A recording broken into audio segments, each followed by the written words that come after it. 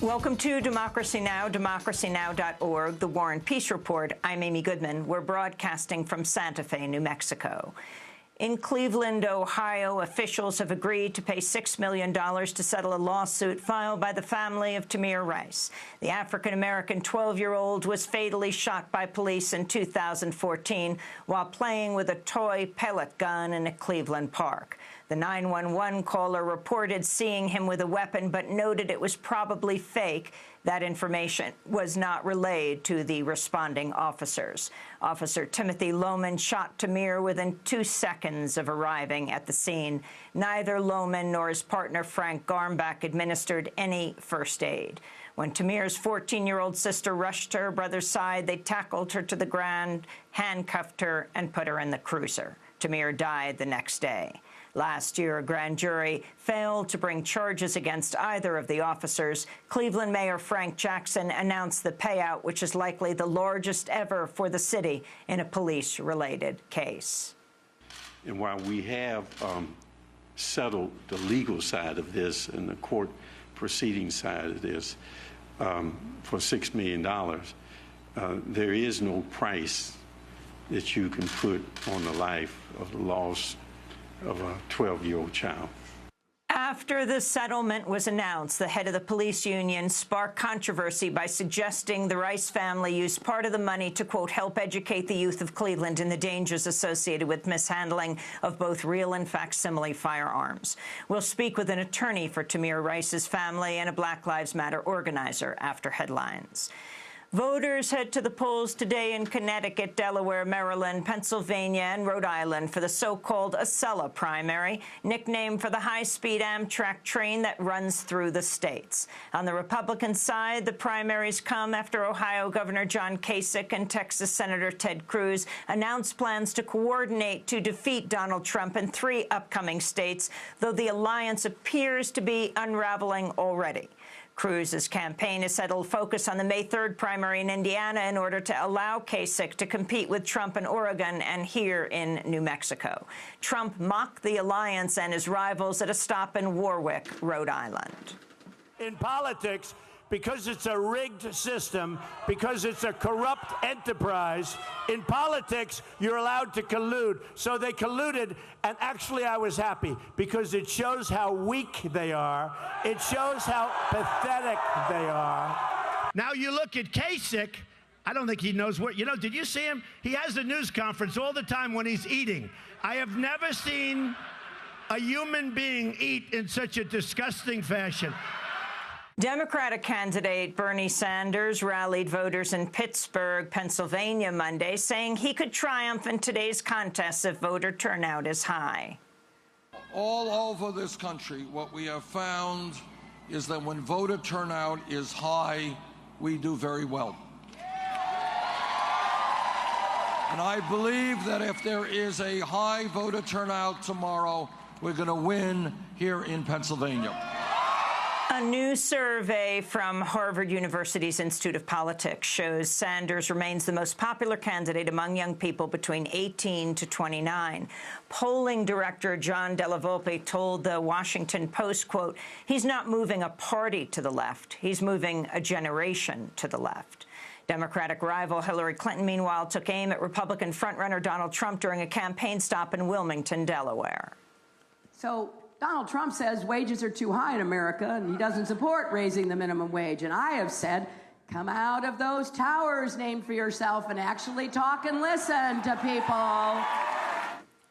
Clinton and Trump share one thing in common in Delaware, an address known for helping companies avoid hundreds of millions of dollars in taxes.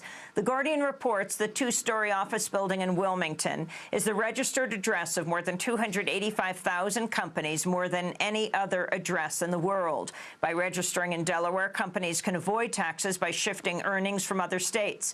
Clinton and Trump both have companies registered at the address, and both have refused to explain why. Billionaire environmentalist Tom Steyer has announced his super PAC will spend at least $25 million to mobilize young people to vote. The outreach campaign will focus on the swing states of Ohio, Pennsylvania, Iowa, Colorado, Nevada, New Hampshire, and Illinois. Steyer was the single largest political donor of the 2014 midterm election cycle, spending $74 million to support Democrats through his super PAC, Next Gen Climate Action. He's the biggest super PAC donor of 2016 to date. A federal judge has upheld sweeping voter restrictions in North Carolina, which could be a key swing state in the November election. The ruling upholds North Carolina's requirement of a photo ID to vote, as well as a week-long cut in early voting and restrictions barring people from registering and voting on the same day or from registering before their 18th birthday. Critics vowed to continue protesting the rules, which they say disproportionately impact African Americans, Latinos, and the elderly. More than 50 people were arrested at the North Carolina State House Monday night protesting the state's new anti-transgender law. The law bars transgender people from using the bathroom that corresponds with their gender identity and nullifies local ordinances aimed at protecting LGBT people. Opponents delivered 187,000 signatures demanding a repeal. The Reverend William Barber denounced the law known as House Bill 2. Hate Bill 2 is not a bathroom bill. That's right. It is not a bill to protect women and children from predators. That's right. It is a cynical attempt to pit supposedly Christian values against our family's best interests and our faith's highest morality. Yeah. Meanwhile, corporations and entertainers have continued to join the national outcry against HB 2. Demi Lovato and Nick Jonas have become the latest musicians to cancel shows to protest the anti-transgender law. In Bangladesh, a gay rights activist has been hacked to death in the capital, Dhaka. Julius Manan was the editor of Bangladesh's only LGBT magazine. He was murdered alongside another man by a group of 5 or 6 attackers wielding machetes. The killing comes just days after a university professor was also hacked to death. A Canadian man held hostage by militants in the Philippines has been beheaded. John Ridsdale was captured 6 months ago by the group Abu Sayyaf, which executed him after a ransom deadline passed. Canadian Prime Minister Justin Trudeau condemned the killing. This was an act of cold-blooded murder, and responsibility rests squarely with the terrorist group who took him hostage. The Government of Canada is committed to working with the Government of Philippines and international partners to pursue those responsible for this heinous act and bring them to justice. A Pennsylvania appeals court has paved the way for a criminal sexual assault case against Bill Cosby to move forward. The court dismissed Cosby's bid to have the charges thrown out in a case involving Andrea Constand, who says Cosby drugged and assaulted her in 2004. More than 50 women have come forward to accuse Cosby of sexual assaults dating back decades. An Australian politician has set a river on fire to protest the gas drilling technique known as fracking. Video shows Green Party MP Jeremy Buckingham leaning out of a small boat and setting the river in Queensland ablaze with a lighter. Sometimes a picture says 1,000 words. Have a look at this. The Condamine River in southwest Queensland on fire. The fracking just a kilometre away, methane coming up, and now the river is alight. Unbelievable. The most incredible thing I've seen, a tragedy in the Murray-Darling Basin. This is the future of Australia. If we do not stop the frackers who want to spread across all states and territories and do this to your community.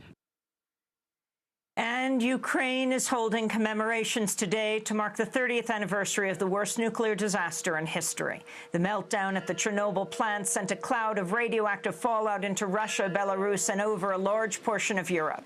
A vast rural region became uninhabitable, including the town of Pripyat, which remains abandoned. Ludmila Kamkina, a former Chernobyl employee, spoke at a memorial ceremony in the Ukrainian capital, Kiev. We did not think that this accident will change all our lives, and our lives would be divided into before the war and after the war, as we call it. It was silent nuclear war for us, for those who lived there in Pripyat and who worked at the station. And those are some of the headlines. This is Democracy Now!, democracynow.org, The War and Peace Report. I'm Amy Goodman.